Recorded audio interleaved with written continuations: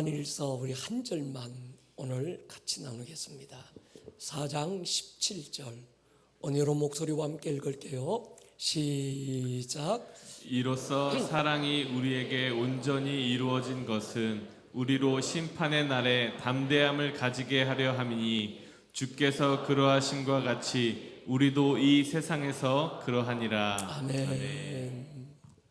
예, 오늘 우리 예배를 열 때 함께 불렀던 찬양, 우리 모두가 좋아하는 찬양이죠. 하나님 사랑의 눈으로 너를 어느 때나 바라보시고 하나님 인자한 귀로서 언제나 너에게 기울이 어둠에 밝은 빛을 비춰주시 너의 작은 심령에도 응답하시니 너는 어느 곳에 있든지 주를 향하고 주만 바라볼지. 하나님의 사랑을 사모하는 자 바로 저예요. 하나님의 평안을 바라보는 자, 맞아요, 제 이름입니다. 하나님의 선하심을 닮아가는 자, 제가 그런 사람입니다. 하나님 사랑의 눈으로 나를 바라보고 계시고 하나님 인자한 귀로 내 작은 신음에도 응답하신다는 것 내가 알 수 있습니다. 나 어느 곳에 있든지 어떤 상황에 있든지 어떤 모습으로 있든지 주를 볼 것입니다. 어느새 두 주먹 불꽃 말아지고 결단하게 되는 찬양이 바로 이 찬양이지요. 그래서 우리는 이런 말을 자주 합니다. 주만 바라볼지라. 예수를 바라보라. 히브리서 기자도 12장 2절에 보면 믿음의 주여 또 온전케 하시는 이인 예수를 바라보라. 그는 앞에 있는 기쁨을 위하여 십자가를 참으사 부끄러움을 개의치 아니하시더니 하나님 보좌 우편에 앉으셨느니라. 모든 상황에서 예수님을 바라보는 것 굉장히 중요합니다. 어떤 때에도 나의 눈을 들어 주를 보고 있다는 것 굉장히 중요하죠. 상황을 바라보지 않고 문제를 묵상하지 않고 나의 연약함과 자금에 매이지 않고 모든 상황을 돌파할 수 있는 힘, 우리의 시선을 그분께 드릴 때 노래 가사가 아니더라도 내게로부터 눈을 들어 주를 보기 시작할 때 하늘의 꿈을 꾸기 시작하고 나의 시선을 주께 드릴 때 주를 볼 때 내 삶은 주의 나라가 되고 주님이 역사하는 현장이 되기 시작하는 거죠. 믿음은 모든 상황에서 주의 얼굴을 보는 것입니다. 나의 눈을 들어 주를 볼 때 인생의 깊은 한밤중에도 노래할 이유가 보이고 주를 볼 때 절망의 골짜기에도 소망의 무지개가 걸린 걸 보게 되지요.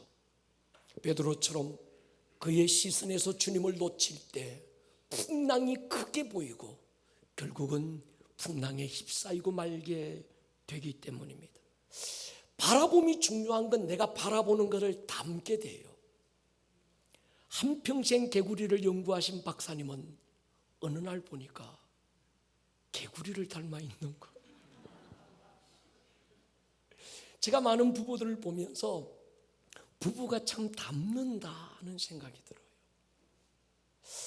오랜 세월 살다 보니까 부부가 서로 닮더라고요. 이유가 있어요.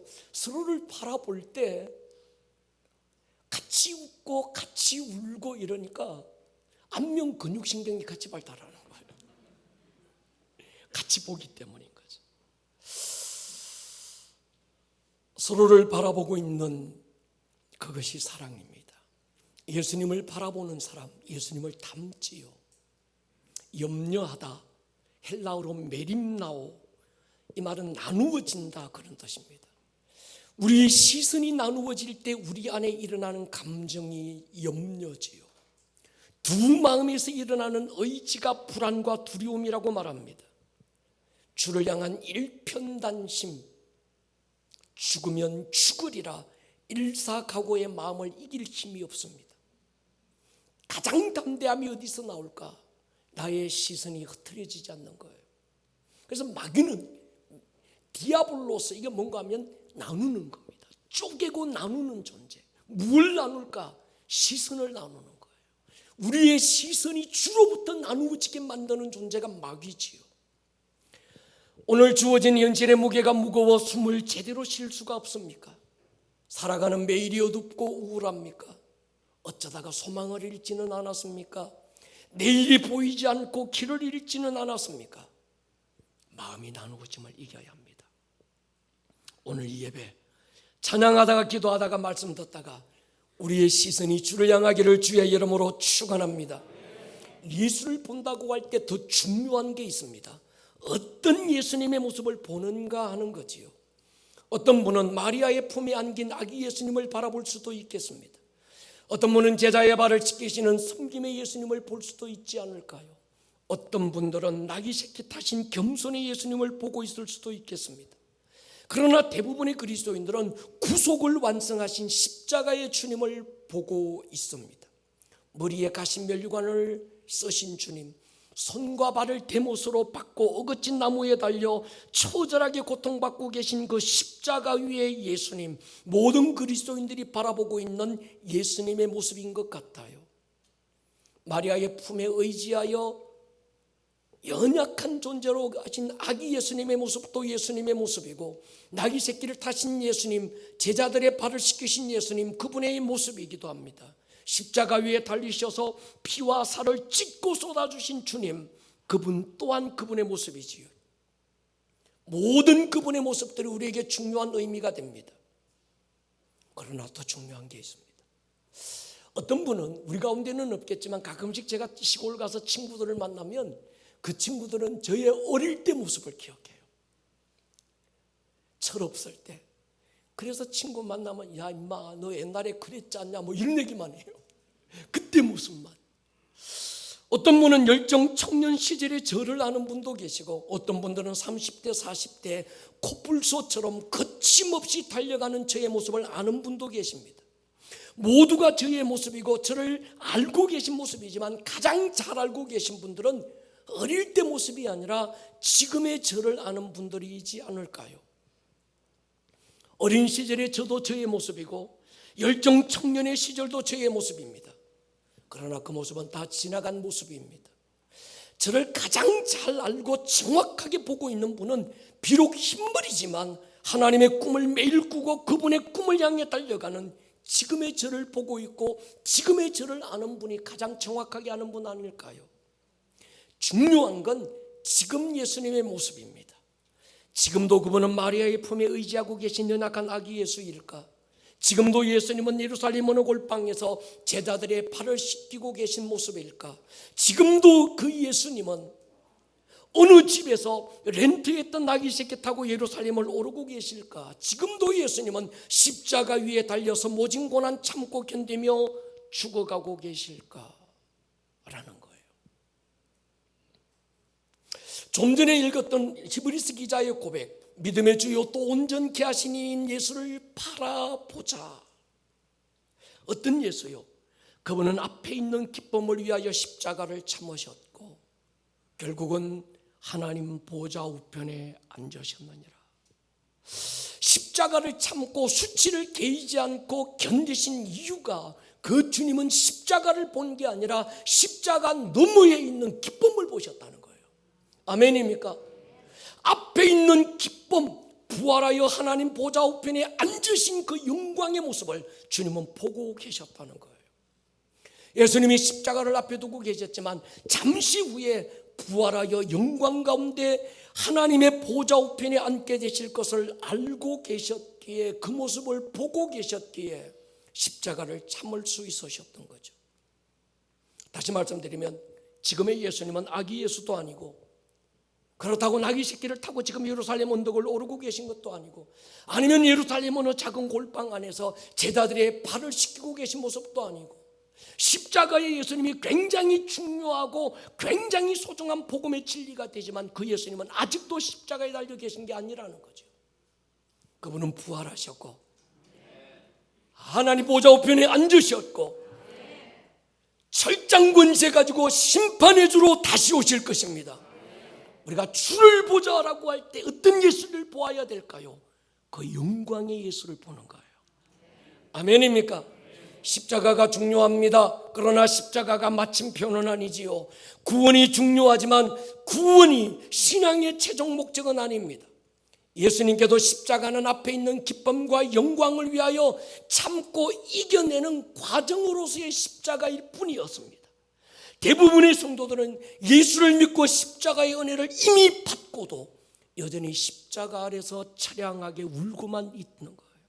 그것이 마치 신앙이고 그것이 마치 아름다운 영성인 줄로 착각하는 거예요. 모든 시선이 십자가 위에 예수님께 고정되어 있는 거예요. 예수님은 모든 걸 가지신 분이지만 아무것도 가지지 못한 것처럼 가난해지심으로 우리를 부유케 하신 줄 믿습니다. 가야반들에서 39대의 채찍에 맞고 우리를 모든 병으로부터 자유케 하셨습니다. 물과 피를 쏟아 죄와 저주로부터 우리를 구속하셨습니다. 그러나 그 일은 과거에 이미 이루어진 일입니다. 주님 우리 십자가 위에서 선포하시고 다 이루었다. 아멘입니까? 주님이 이미 이루신 일은 내게 이루어지기를 선포하고 할렐루야 눈을 들어 영광의 주를 보는 것입니다. 어제의 예수가 아니라 오늘의 예수를 바라보는 거지요. 영광받기 이전의 예수가 아니라 부활하여 하나님 보좌 우편에 앉으시고 영광 받으신 그분을 우리는 매일 볼 수 있어야 합니다. 제 친구 야곱이라는 이 친구는 속이는 자였어요. 또 속으면서 한평생을 살았습니다. 외삼촌 라반은 야곱의 약점을 이용해서 몇 번씩이나 근로 조건을 어겨요. 하루는 친구 야곱이 외삼촌 라반과 다시 계약을 맺을 때 한 가지 조건만 답니다. 외삼촌 있잖아요. 내가 외삼촌한테 무료로 다 일할 겁니다. 근데 보수는 안 주셔도 됩니다. 하나만 아십시다. 앞으로 양이나 어떤 이 염소가 새끼를 낳을 때 알록달록한 새끼를 낳으면 야곱의 양이 되고 하얀 양을 낳으면 외삼촌의 것이 되기로 하십시다. 외삼촌이 생각해 보니까 제가 좀 멍청한 것 같아요. 양이 새끼 낳을 때 수천 마리 낳으면 그 중에 한 마리가 알록이달록이고 다 하얀 양이거든요. 그래서 오케이, 제가 조금 멍청하구나. 야곱은 그때부터 A급 양이 새끼를 가지면 그 양을 끌고 가서 물가에서 물을 먹을 때 신풍나무 살구나무 가지를 벗겨서 알록달록이로 만들어 놓고 그걸 바라보고 새끼를 물을 먹은 양은 새끼를 낳을 때 다 알록이를 낳고 달록이를 낳은 거예요. 제 얘기가 아니고 성경 얘기입니다. 여러분들이 지금 신기하게 지금 듣고 계신데 저게 진짜가 그러시는데 그게 제 얘기가 아니고 제가 어디 지어서 만든 얘기가 아니고 창세기에 나오는 야곱의 이야기가 그 이야기입니다. 이게 바라봄의 법칙이죠. 여러분 내가 보는 걸 담습니다. 보는 걸 보는 대로 생각하고 보는 대로 행동합니다.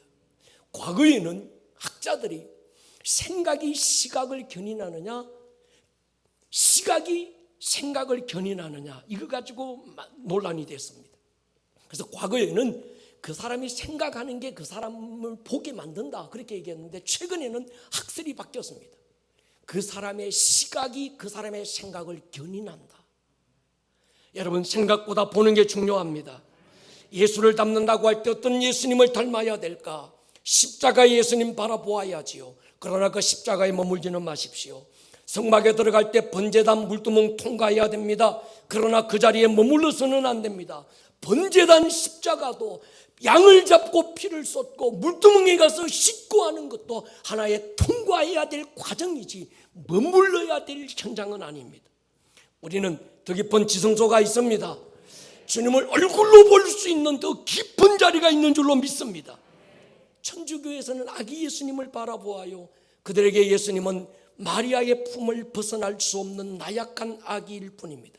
그래서 그들은 기도할 때도 나약한 아기 예수님께 기도하기보다는 마리아라고 하는 뭔가 좀 있어 보이는 마리아에게 기도해야 더 강력한 기도가 되고 응답이 빨리 온다고 생각할 수도 있지 않을까요? 십자가의 예수님 바라보는 것 중요하지요. 그러나 더 중요한 게 있습니다. 부활의 예수를 보는 것입니다. 영광의 예수를 보는 것입니다. 하늘과 땅의 모든 권세를 가지신 그 예수를 보는 것입니다. 송도에 가면 흑륜사라는 절이 있어요. 뭐 가보라는 얘기는 아니에요. 있다는 거예요. 하루는 송도 바닷가에서 청량산 쪽으로 제가 보는데 그 산 중턱에 뭐가 반짝거리는 게 있어서 보니까 큰 불상이, 금으로 도배했던 큰 불상이 그 청량산 그 좋은 산 한가운데서 반짝반짝 빛나고 있는 거예요. 여러분, 생명 없고 아무런 어떤 힘도 없는, 사람이 깎고 막 조각하고 사람이 억지로 갖다 붙여서 만든 불상도 시시하게 만들고 엄청 크게 만들고 귀 하나가 내 몸만 해, 키만 해, 막 이렇게 금으로 막 뭔가 있어 보이게 만들어 놓고 매일 그들은 그 모습을 보는 거예요. 그러니까 뭡니까? 저게 뭔가 힘이 있는 것처럼 보이는 거예요. 자기들의 문제를 해결해 줄 수 있을 것만 같고 자기들의 고통을 다 해결해 줄 수 있는 힘이 있는 것처럼 보이는 거예요. 근데 모든 그리스도인들은 십자가의 주님만 보는 거예요. 참고 견디고, 그래 주님 참았으니 나도 참아야 돼야, 주님 견뎠으니 나도 견뎌야 돼야. 여러분, 그게 믿음인 것 같지만 지금 이 엔타임에서는 그거 바꾸셔야 합니다. 부활의 주를 보시기 바랍니다. 인내가 중요하고 견디고 참는 것 중요하지요. 그러나 그것이 신앙의 결과는 아니지 않을까요? 하나님은 우리에게 현상 유지를 넘어 부흥을 기뻐하는 줄 믿습니다. 오늘의 현상을 겨우 유지하다가 천국 가라 그렇게 말씀하지 않습니다. 현상 유지를 넘어 부흥을 선포하십시오. 재무의 탕감을 넘어 세상을 이기고 다스릴 자로 우리를 부르셨습니다. 내가 너의 모든 것 다 용서해 주가, 내가 지은 죄만 용서해 주는 것으로 끝나는 십자가의 예수만이 아니라 용서를 넘어 하나님의 자녀가 되게 만들고 하늘의 유업을 상속받을 자로 세우셨음을 믿습니다. 부활의 주님을 의지하고 그 능력으로 오늘의 고난을 넘어서 이기는 자가 되기를 원하십니다. 절망의 상황에서 인내하는 게 믿음의 다가 아닙니다. 성령의 권능을 의지하고 절망을 소망으로 바꾸는 것이 우리의 믿음입니다. 영성의 컬러를 바꾸셔야 합니다. 하나님은 아들 예수님을 보냈어요. 이유가 있습니다. 그 아들 예수님은 십자가 위에서 죽으시고 부활하여 아버지께 가시고 우리에게 성령을 보내주셨습니다. 아들 예수님을 보내신 이유는 죄에서 우리를 구원하기 위해서고, 아들이 성령을 우리에게 보내신 이유는 우리의 믿음이 그리스도의 장성한 분량에 이르게 하기 위함입니다. 에베소 4장 보십시오. 우리가 다 하나님의 아들을 믿는 것과 아는 일에 하나가 되어 온전한 사람을 이루어 그리스도의 장성한 분량이 충만한 데까지 이르리니. 네가 예수가 되라 뭐 그런 얘기는 아닙니다. 우리의 신앙 인격이, 우리 믿음의 분량이 그리스도만큼 장성한 분량만큼 자라야 된다는 거예요. 아멘입니까? 우리의 신앙이 매일 젖병 입에 물고 옹알이하고 알랄레 깎고 어떤 얼레고 달래는 그런 신앙이 아니라 우리는 장성한 분량에까지 이르러야 하는데 힘으로 안 되고 능으로 안 되니까 성령을 보내주신 줄 믿습니다. 성령이 우리 가운데 오신 것은 오늘 너의 믿음이 너의 연약함에서 끝나는 것이 아니라 그리스도의 장성한 분량에까지 내가 너를 이르게 할 것이다. 그래서 성령을 보내셨습니다. 저는 마태복음 16장 24절의 말씀을 부인하지는 않습니다. 예수께서 제자들에게 이르시되 누구든지 나를 따라오려거든 자기를 부인하고 자기 십자가 지고 나를 따르라. 굉장히 중요한 말씀입니다. 예수님이 지신 십자가 바라보고 그 십자가를 지고 사는 삶 중요하지요. 그래야 내 자신을 부인할 수 있습니다. 내 정욕을 부인하고 교만을 이기고 인간적인 어떤 생각을 넘어설 수 있습니다. 죄에 대한 유혹을 어떻게 이길까? 그 중력을 어떻게 끊을 수 있을까? 예수를 보는 거예요. 십자가의 그 예수 보는 거지요. 그러나 여러분, 죄의 유혹을 거절하고 이기는 것만 그리스도인의 삶의 전부일까요? 막 죄 짓고 싶은데 참아야 돼요. 여러분, 그게 그리스도인의 신앙의 전부일까요? 나 죄 안 지어, 나 참을 거야, 견딜 거야, 인내할 거야, 그것만이 그리스도인의 삶의 전부일까요? 아니잖아요. 죄의 유혹을 넘어 하나님의 나라를 세우는 것입니다. 하나님의 영광을 나타내는 것입니다. 구원이 중요하지만 구원을 넘어야 합니다. 우리에게는 부르심이 있습니다. 그래서 부르심의 길에는 성령의 권능이 필요하고 부활의 능력이 필요한 줄 믿습니다. 세상에 수많은 종교가 있지만 그들 대부분은 십자가를 모방하고 흉내내고 있습니다. 그들 종교에도 인내를 말하고 있고 겸손의 미덕을 외치고 있습니다. 그들 종교에도 자기 부인이 있고 박애정신으로 사랑을 외치고 있습니다. 그들도 십자가를 모방하고 있습니다. 그러나 그들이 어느 종교가 감히 흉내낼 수 없는 것이 하나 있습니다. 어느 종교도 카피할 수 없고 모방할 수 없는 한 가지, 죄와 사망을 이긴 부활의 능력입니다. 성령의 능력을 흉내낼 수 없습니다. 생명을 카피할 수는 없는 거예요. 도 닦고 수양하자, 그래서 하고 싶은 것 안 하고 절제하고 견디고 참고, 십자가를 그들도 흉내내고 있지만 그들이 흉내낼 수 없는 한 가지는 부활의 예수 그리스도, 부활의 능력, 생명의 능력인 줄 믿습니다. 우리에게는 그게 있어야 되는 거예요. 우리 기독교는 종교가 아닙니다. 수양하는 종교도 아닙니다. 사도행전 8장에 보면 해프닝이 하나 나와요. 빌립이라는 집사님이 사마리아 성에 가서 복음을 전해요. 엄청난 능력이 나타납니다. 사도행전 8장 보십시오. 무리가 빌립의 말도 듣고 행하는 표적도 보고 한 마음으로 그가 하는 말을 더 따르더라. 많은 사람에게 붙었던 더러운 귀신이 크게 소리 지르며 나가고 많은 중풍병자와 못 걷는 사람이 나으니 그 성에 큰 기쁨이 있더라. 복음의 능력이 이런 겁니다.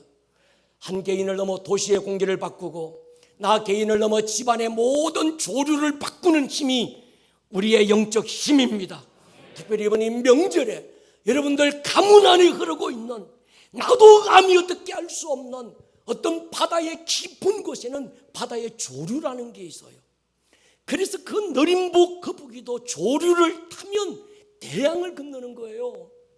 수천 킬로미터를 그들이 어떻게 이동할까? 지 힘으로 헤엄쳐서 이동하는 게 아니라 그 심의 깊은 곳에 흐르고 있는 조류를 타는 거예요. 오늘 여러분, 우리 집안에도 흐르는 조류가 있습니다. 예수의 이름으로 바뀌기를 선포합니다. 나 하나가 방향을 바꾸려고 아무리 용서도 안 됩니다. 여러분의 가문에 흐르는 조류가 바뀌면 함께 갈 수 있습니다. 할렐루야.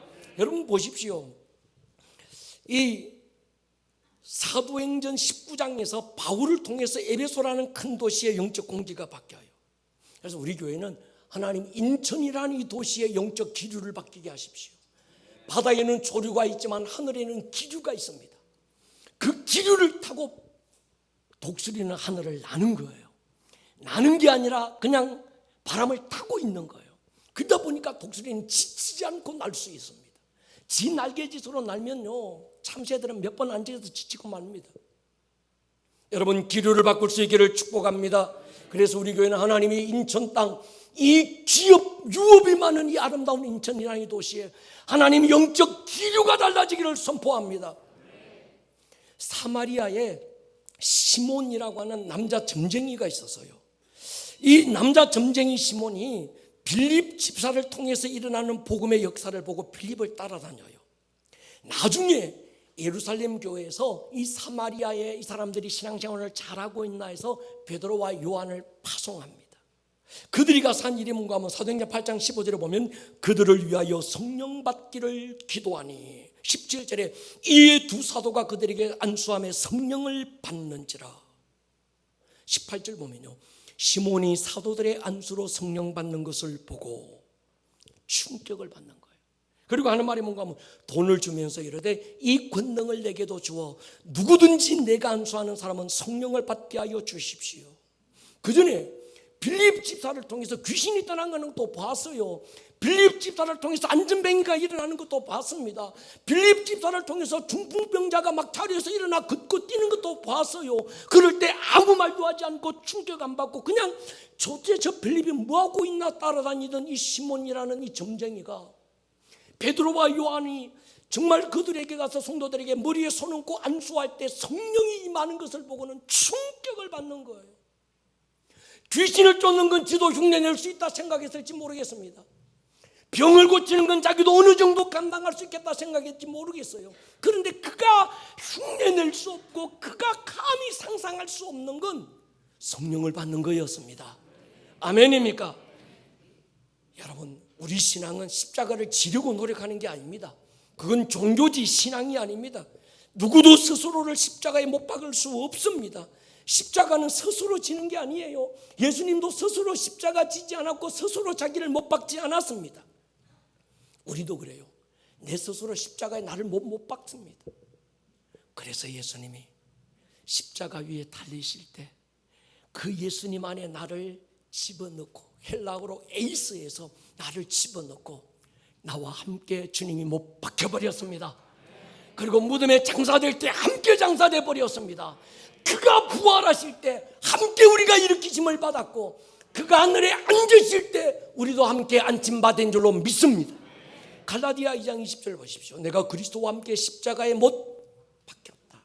내가 박은 게 아닙니다. 수동태 박힌 거예요.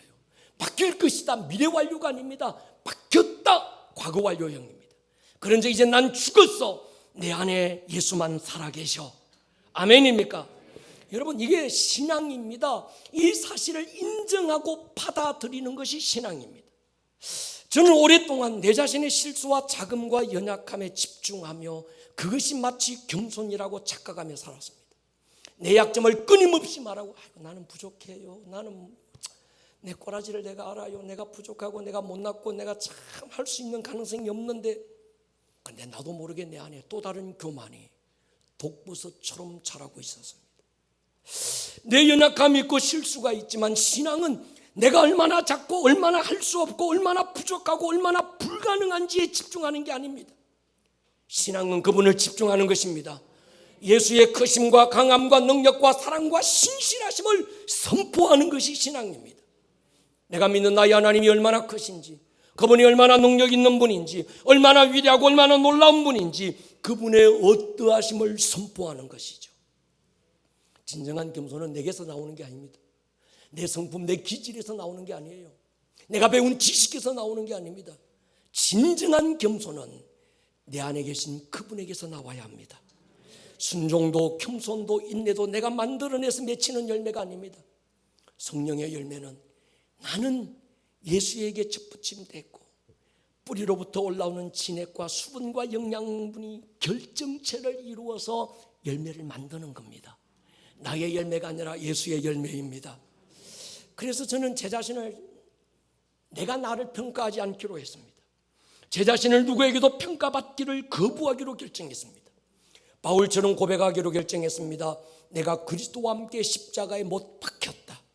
이제 나는 죽고 내가 산 것이 아니다. 내 안에 예수가 살아 계신다. 그래서 그분의 어떠하심이 이제 나의 어떠함이 된 거예요. 바울이 이런 고백이에요. 내가 날마다 죽는다. 여러분, 이 고백을 착각하는 사람들이 있어요. 지가 안 죽고 자꾸 살아서 꿈틀거리니까 그래서 죽이려고, 내가 오늘도 또 내가 나를 죽이려고 용쓰고 살아있고 교만하고 자꾸 내 안에서 꿈틀대는 내 육신의 정욕과 안목의 정욕과 이생의 자랑들을 내가 막 쳐서 복종해서 내가 이걸 막 누르고 눌러서 내게서 나타나지 않게 만드는 게 신앙이 아닙니다. 아멘입니까? 여러분, 바울이 그렇게 했다는 얘기가 아니에요.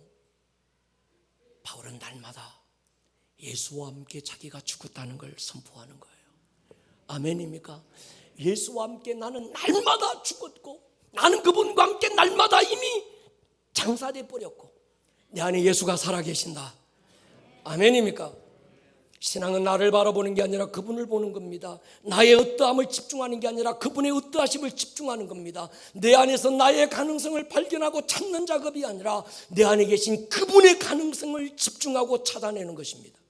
로마서 6장에 보면요, 세례를 얘기할 때 이렇게 얘기합니다. 결론적으로 이와 같이 너희도 너희 자신을 죄에 대하여는 뭐요? 죽은 자요. 죽을 자가 아닙니다. 죽은 자다.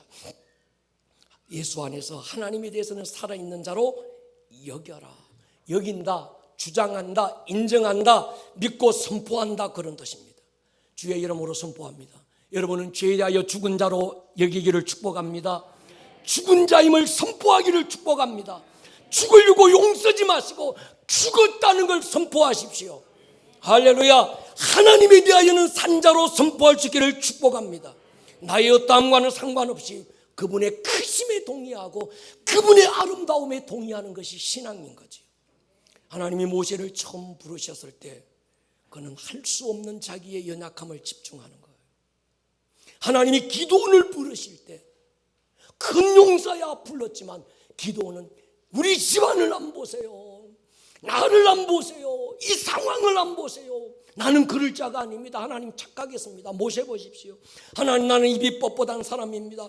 누가 하나님, 내가 감히 누구간데 바로에게 가며 이스라엘 자손을 애굽에서 인도해내길 수 있겠습니까? 난 그런 능력도 자격도 없습니다. 나의 어떠함이 꼬라집니다. 그때 주님께서 기도원에게도 모세에게도 두려워서 떨고 있는 요수아에게도 하나님은 한 가지를 말씀해요. 내가 너와 함께 있다. 아멘입니까? 너의 어떠함에 집중하지 말고 나의 어떠함을 보라는 거예요. 가나안 땅을 보지 말고 그 땅에 있던 힘있고 강력한 사람들을 보지 말고 그 땅에서 함께하고 있는 나를 보라는 거예요. 우리의 눈을 어디를 보고 있느냐가 굉장히 중요합니다. 제가 어떤 목회 과정에서 또 살아오는 인생의 과정에서 마지막으로 의지하는 것은 나의 기도도 아니고 누구의 기도도 아닙니다. 때로 그럴 때 있거든요. 성도들이 많고 저를 위해서 기도하시는 권사님들, 우리 성도님들의 기도가 있지만 때로 어떤 상황에서는 아무도 나를 위해서 기도해 주는 사람이 없고 누구도 내 곁에 아무도 없고 나 혼자 망망대해 조각배 하나 떠 있는 것처럼 외롭고 고독할 때가 있거든요. 어떤 상황에서는. 근데 그때 마지막으로 제가 붙드는 건 예수님과 성령님의 기도입니다. 지금도 우리 예수님 하나님 보좌 우편에서 너를 위하여 기도하고 계시고 성령님 말할 수 없는 탄식으로 나를 위하여 중보하고 계시는 그분들의 기도를 의지합니다. 누가복음 22장 보십시오. 시몬아 시몬아 보라, 사탄이 너를 밀가부로 다리고 요구해서나 그러나 내가 너를 위하여 내 믿음이 떨어지지 않기를 기도하였노니 너는 돌이킨 후에 내 형제를 굳게 하라. 처음에는 베드로가 스스로 돌이키고 회개하고 죽게 돌아온 줄로 알았습니다. 근데 깊이 보니까 베드로가 알지 못하던 그때, 무너지고 깨어지고 연약해졌던 그때에도 주님은 베드로를 위하여 기도하고 계셨어요. 그 기도가 베드로를 다시 위대한 사도로 세웠다면 여러분, 때로 인생길에 혼자인 것 같고 외롭고 고독하고 아무도 나를 위해 기도해 주는 사람이 없을 것 같은데, 그럴 때 여러분을 위하여 기도하고 계시는 예수님, 주님 그 기도라도 응답해 주이소. 성령님, 내가 뭘 간구해야 될지 몰라서 어떻게 기도해야 될지 모르는 이때 나를 위하여 기도하고 계시는 성령님의 기도가 내게 응답되게 하여 주십시오. 아멘입니까?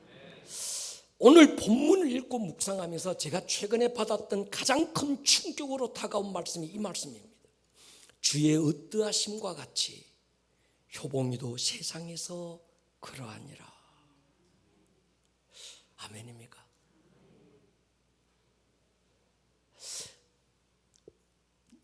네가 세상에서 다 담대할 수 있는 이유, 세상에서 약고 죽지 않을 수 있는 이유, 너의 어떠함이 아니고 주의 어떠하심이 세상에서 너의 어떠함이 되었다.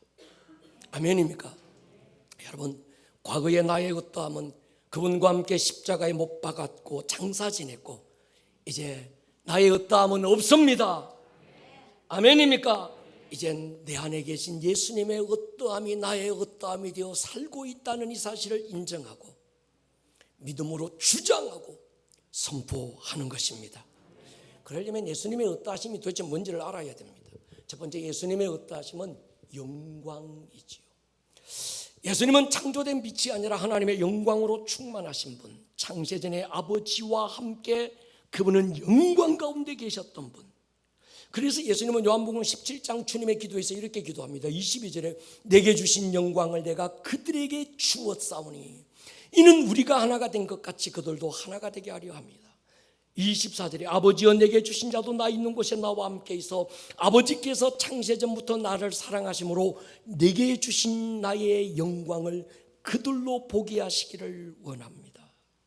창세전에 아버지와 아들이 하나가 되어 누렸던 그 영광을 그분들만 독점하신 것이 아니라 그 영광을 우리에게도 주셔서 그 영광에 동참할 자로 우리를 세우셨습니다. 이제 변화산에서 우리 예수님의 그 영광의 그 아름다움, 베드로와 야고보와 요한이 보았던, 그래서 주여 내가 모든 것 포기하고 여기서 초막시설 짓겠습니다. 주님의 영광의 한 그림자, 옷자락의 한 부분만 보고도 깜짝 놀라서 세상 전부를 포기하고서라도 내가 영광 가운데 있기를 원합니다. 주님은 그 영광을 우리에게 주셨습니다. 할렐루야. 그분의 영광의 어떠함은 이젠 그분만의 것이 아니라 저와 여러분들의 것이 된 줄로 믿습니다. 두 번째는 능력입니다. 예수님으로부터 나타났던 그 능력, 예수님은 12제자들에게 주셔요. 마태복음 10장에 보면요, 예수께서 그의 12제자를 불러서 더러운 귀신을 쫓고 병과 모든 약한 것을 고치는 권능을 주셨다. 그 능력을 12제자에게만 고정시킨 것이 아니라 70인의 제자들에게도 동일하게 줍니다. 누가복음 10장에 보면요, 70인이 기뻐하여 돌아와 이르되 주여 주의 이름이면 귀신들도 우리에게 항복하더이다. 예수께서 이르시되 사단이 하늘로부터 번개같이 떨어지는 것을 내가 보았다. 내가 너희에게 뱀과 전갈을 밟으며 원수의 모든 능력을 제할 권능을 주었으니. 아멘입니까? 그 능력은 거기서 멈추거나 제한받지 않고 모든 믿는 그리스도인들에게도 흘러갑니다. 마가복음 16장에 보면요, 믿는 자들에게 이런 표적이 따르리니. 여기서 믿는 자들은 어떤 소수의 선택된 어떤 그런 사람들, 은사받은 자들만이 아니라 예수를 구주로 믿는 모든 자들. 아멘입니까? 저와 여러분들인 줄 믿습니다. 요한복음 14장 보십시오. 내가 진실로 진실로 너희에게 이르노니 나를 믿는 자는 내가 하는 일을 그도 할 것이다. 이보다 더 큰 일도 할 것이다. 내가 아버지께로 감이니라. 아버지께로 가셔서 성령을 우리 가운데 보내주셨기 때문에, 아멘입니까? 이제 주님의 능력에 어떠하시면 저와 여러분들의 어떠함의 능력인 줄로 믿습니다. 능력 없는 게 정상이 아닙니다. 바울은 그의 입을 그는 말합니다. 내가 그들의 말을 들어볼 것이 아니라 그들이 진짜인지 가짜인지 확인하는 길은 그들에게서 능력을 내가 볼 것이라고 말합니다. 하나님의 나라는 말이 있지 않다고 그랬어요. 십자가는 믿는 우리에게 하나님의 능력인 줄로 믿습니다. 거짓과 가짜가 판을 치고 있는 이때 하늘의 불로 가짜를 드러내고 심판하고 무너진 여호와의 자단을 다시 일으킬 엘리야의 세대가 일어나야 될 줄로 믿습니다. 하나님이 살아계신 것과 내가 하나님의 종인 것과 오늘도 내가 하나님의 일을 하고 있다는 걸 오늘 너로 알게 하리라. 할렐루야. 너는 칼과 창과 단창으로 내게 오지만 나는 네가 모욕하는 이스라엘의 군대 여호와의 이름으로 네게 나아갈 것이다. 오늘날 내가 너로 이스라엘의 하나님이 살아계신 것과 전쟁이 칼과 창에 있는 것이 아니라 하나님께 있음을 내가 너로 보여주어 알게 하리라. 아멘입니까? 이젠 우리는 능력이 있어야 합니다. 어떤 분이 그래요. 이 목사님 능력만 있으면 답니까? 그러더라고요. 제가 그래서요, 능력 없으면 답니까? 여러분, 이 세대는 능력이 있어야 합니다. 그게 내가 수양하거나 도 닦아서 만들어낸 능력이 아니라 내 안에 계신 그분의 나타나심이고, 할렐루야, 내 안에 계신 그분의 어떠함이 나의 어떠함이라는 사실을 저는 인정하기 때문입니다. 아멘입니까? 그러니까 여러분, 목사님 나는요 기도도 제대로 못하고 성경도 제대로 못 읽고 내가 신앙에 이제 초짜라서 뭐 능력이 있겠어요? 당신의 어떠함이 아니에요. 당신의 초짜가 아닙니다. 주 예수의 어떠하심이 나의 어떠함이다. 아멘입니까? 이걸 인정하세요. 도 닦으려고 하지 마세요. 내가 40일 금식하면 그래서 내가 막 철야하고 막 내가 자꾸 내 안에 내가 살아서 불뚝불뚝 나오고 내 교만이 나오고 내 성질이 나오고 내 기질이 나와서 또 주의 영광을 가리는 것 같고 또 후회하고 이러는데, 하나님, 내가 막 금식하면 내가 이게 내 안에서 불뚝거리는 이게 없어질까요? 해보세요. 더 세져요. 40일 금식해봐요. 난 그런 분들 제일 무서워요. 더 세. 막 하면 할수록 자기 의가가, 내가 40일 금식도 했어야, 성경 내가 몇 독 했어야 자기의 어떠함이 자기의 교만이 되기 시작하는 거예요. 아멘입니까? 우리는 그분의 어떠하심을 의지하는 거예요. 세 번째는 이김입니다. 예수님은 십자가와 부활로 공중거지 잡은 마귀를 밟으셨습니다. 승리의 이름, 예수의 이름 우리에게 주셨습니다. 세상을 이기는 이김은 우리의 어떠함이 아니라 그분의 어떠하심입니다. 요한일서 보십시오. 무릇 하나님께로부터 난 자마다 세상을 이기느니라. 세상을 이기는 승리는 이것이니 우리의 믿음이니라. 예수께서 하나님의 아들이심을 믿는 자가 아니면 세상을 이기는 자가 누구냐? 우리는 이 질문에 대답할 수 있어야 합니다. 세상을 이기는 자가 누구냐?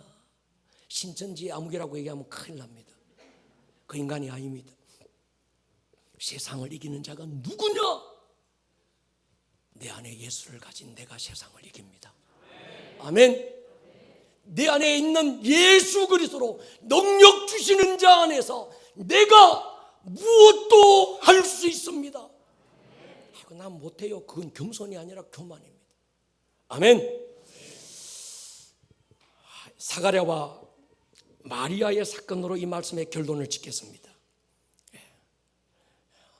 오늘 은혜가 큽니다.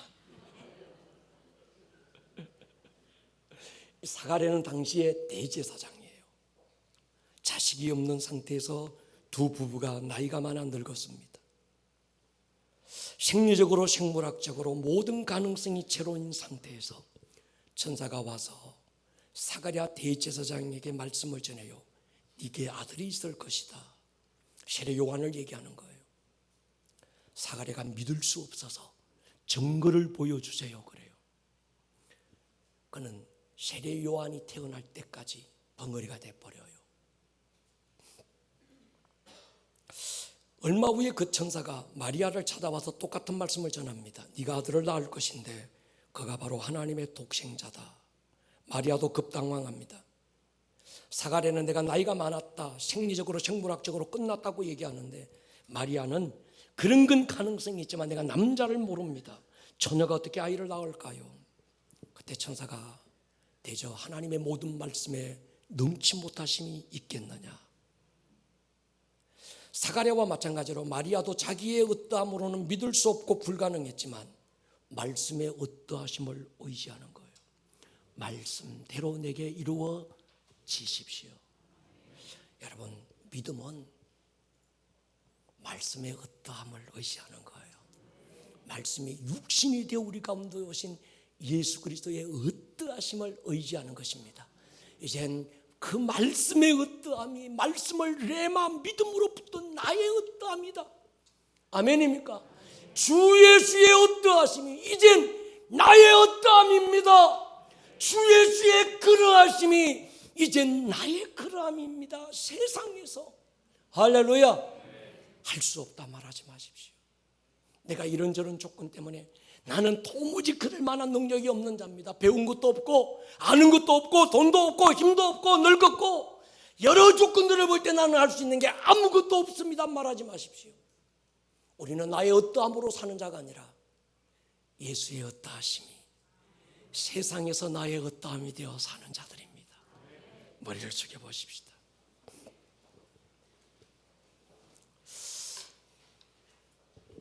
어떤 예수를 보고 있습니까?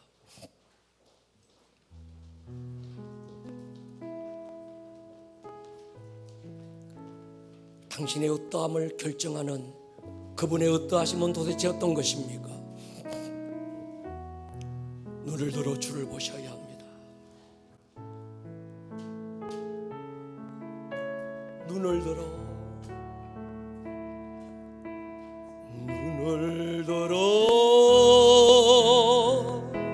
주를 보라. 내 모든 염려 주께 맡겨라. 슬플 때에 주님의 얼굴 보라. 사랑의 주님 안심. 다시 한번 고백합니다. 눈을 들어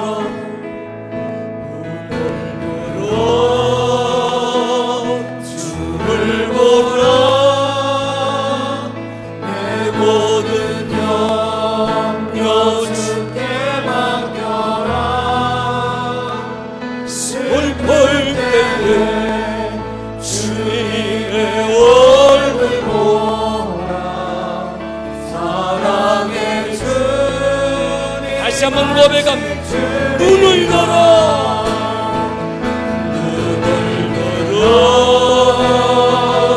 주를 보라. 내 모든 염려 주께 맡겨라. 슬플 때에 주님의 얼굴 보라. 자리 소리 한번 일었습니다. 두 손 들고 선포합니다. 눈을 들어 주를 보라. 내 모든 염려 주께 맡겨라. 슬플 때에 주님의 얼굴 보라. 우리 주여 한번 부르고 통성으로 기도합니다. 주여 주를 보기 원합니다. 상황을 바라보지 않고 나를 바라보지 않고 여러가지 조건과 환경을 바라보지 않고 주를 보기로 결정했습니다. 주의 어떠함을 묵상할 것입니다. 주의 어떠하심이 나의 결론이 될 것을 선포합니다. 오늘 들었던 이 말씀이 듣는 말씀에서 끝나지 않고 여러분들의 삶에 살아내는 말씀으로 생명력 있는 말씀이 될 수 있기를 주님의 이름으로 다시 한번 축복합니다.